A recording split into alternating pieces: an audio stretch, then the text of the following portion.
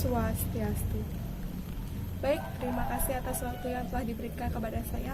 Perkenalkan, nama saya Nikoma Pinasi Triopalea Nikori, absen 21 dari kelas 11 MIA 3. Di sini saya akan meliterasikan buku LKS bab 2 tentang kasus-kasus ancaman terhadap Hipolekstus Budhankam dalam bingkai Bhinneka Tunggal Ika. Yang pertama, ancaman terhadap integrasi nasional. Pengertian integrasi nasional.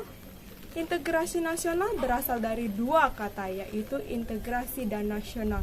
Integrasi nasional berasal dari bahasa Inggris, yaitu integrate dan nation, yang artinya menyatu padukan, menggabungkan, mempersatukan bangsa.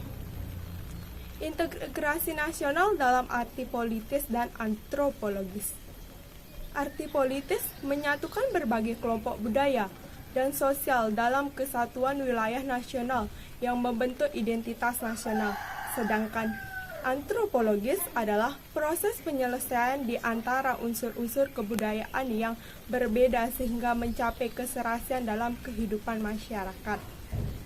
Dengan demikian, integrasi nasional diartikan penyatuan bagian-bagian yang berbeda dari suatu masyarakat menjadi suatu keseluruhan yang lebih utuh, atau menjadikan masyarakat kecil yang banyak jumlahnya menjadi suatu bangsa.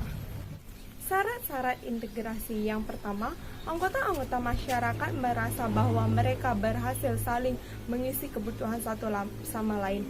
Yang kedua, terciptanya kesepakatan bersama mengenai norma-norma yang akan dilestarikan dan dijadikan pedoman. Yang ketiga, norma-norma dan nilai sosial dijadikan aturan baku dalam melangsungkan proses integrasi nasional.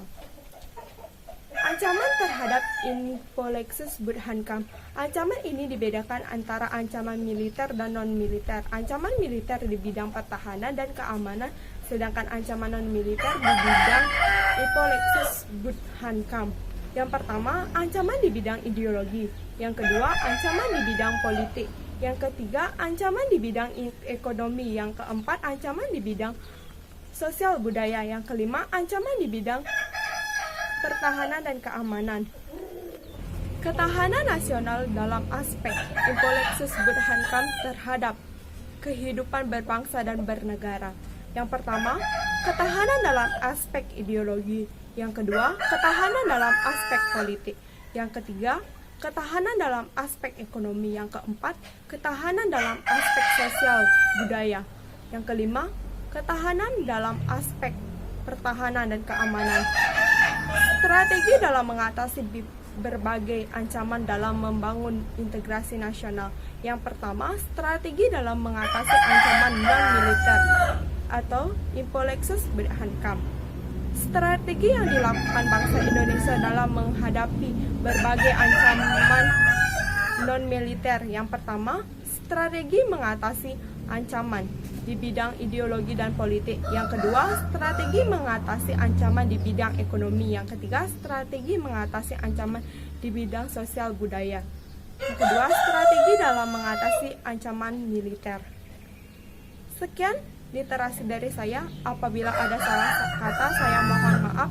Saya tutup dengan Parama Santi. Om Santi Santi Santi Om.